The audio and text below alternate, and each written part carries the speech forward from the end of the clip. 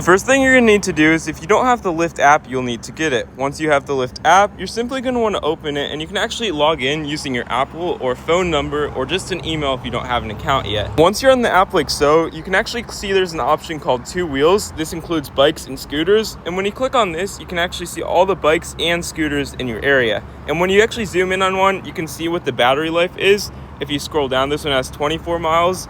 Or if you go over here and click on other ones, you can see they only have a few miles on them. Like this one's almost dead, for example. But all you need to do, once you find one that you want to rent, you click on it, and you can click reserve if you want to reserve it early before you actually walk to it, and click on the scan option from here. When you click on the scan option, you can scan your bike or scooter for $1 to start and 44 cents per minute after that. In doing so, will automatically unlock your vehicle just like so.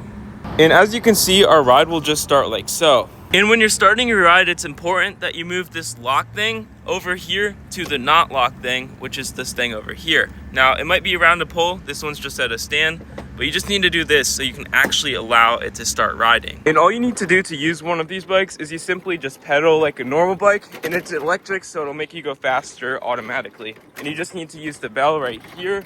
If twisted, if you want to use the bell to alert people. And this is also a brake right here if you want to use that brake. All we're going to need to do to end our ride is, you can actually see on our bike, assuming you're at a docking station, it costs completely free to end it at a docking station. But if you want to end it on a public bike rack or some chain link fence like the one over there, it'll actually cost an additional $2.60. But to end it at one of these stations, which you can view on the apps, is you just want to take this thing right here, just pull up on it, and you basically want to lock this around something securely or put it in a rack. And you can basically just put it in here, and as you can see, it'll lock it and just end your ride automatically. And it'll charge you like that, and that's all you need to do to end your ride. Make sure it's around a pole, unless you're at a rack like this that automatically locks.